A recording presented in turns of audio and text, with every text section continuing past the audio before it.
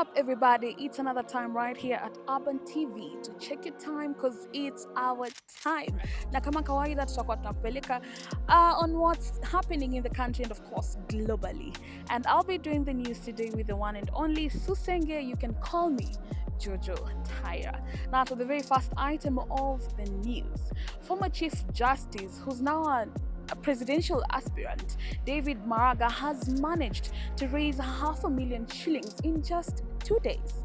I mean, anyway, former Chief Justice David Maraga, of course, came publicly stating and asking Kenyans to support him in his plea for this presidential seat. And of course, he confirmed that people in the diaspora have also put in the effort to put, dollars in his kitty campaign bank. Well, we are yet to see if indeed he's going to increase the amount that Kenyans have put in for that. Now, of course, Maraga has urged Kenyans to reject the long-standing, or rather the long-standing culture that has been there of Kenyans accepting monetary handouts from politicians during campaigns, because he stated that these actually fuels poverty in the country and at large demeans democracy. On trends in the political arena, former Law Society of Kenya, that is LSK President Eric Thury, has called out and condemned strongly the government for actually charging those who are arrested for what they say is being guilty of being the masterminds of the June 25th protest, and charging them with a terrorist, or rather terrorism related charges. He has singled out the case of specifically activist Boniface Mwangi. And just to give you a bit of background, Boniface Mwangi, who is an activist in the 254, was arrested on Saturday, the 19th of July 2025. Was arrested by actually people who came out to say they are DCI detectives, and he has spent 2 nights behind bars and was presented today before the court. And so there were some of the people who were there by 8 a.m. in the morning to just support Boniface Mwangi. Was his wife Jerry. We had the director of actually Haki Africa, Mr. Hussein Khalid, Amnesty International, they were there, and some of the lawyers, including lawyer Ndegwa.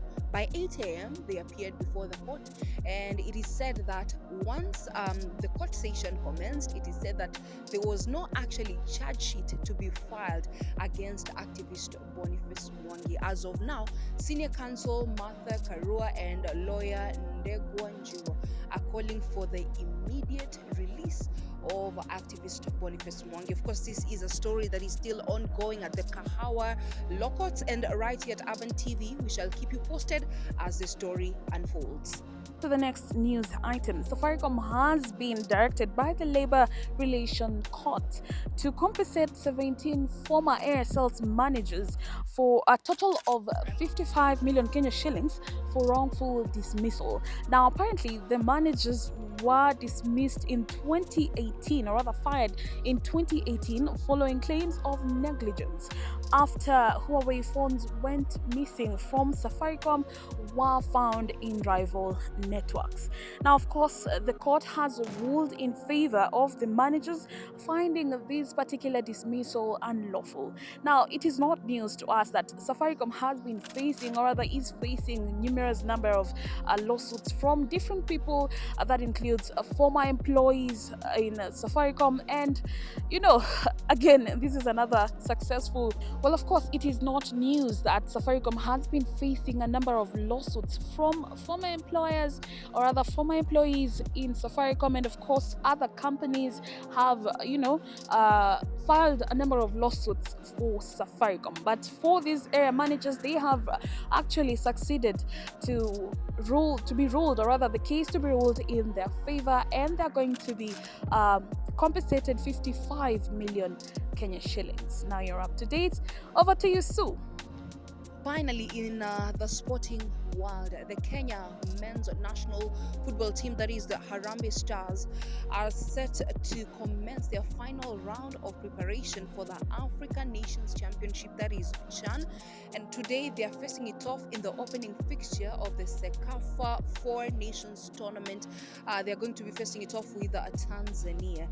The Stars, who traveled a 25-man squad, traveled to Rwanda on the 19th of July 2025. This is actually on Saturday. Before then, the Stars were in camp for 1 week just in preparation, and of course right now they are in Rwanda.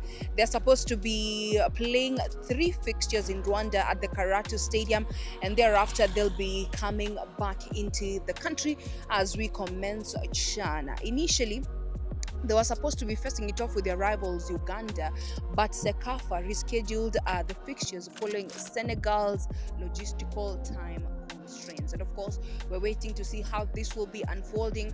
We'll also be commencing the CHAN, that is the African Nations Championship, just in the next 2 weeks. And the finals will be going down right here in Kenya at the Kasarani Stadium. Keep it right here at Urban TV, and of course, we shall keep you posted as the stories go by. And by that, that is all we had in store for you right here at Urban News. Don't forget to keep engaging with us on the comment sections and also on all our social media platforms at Urban TV 254. I've been your host, Susenge, together with Jojo Tara.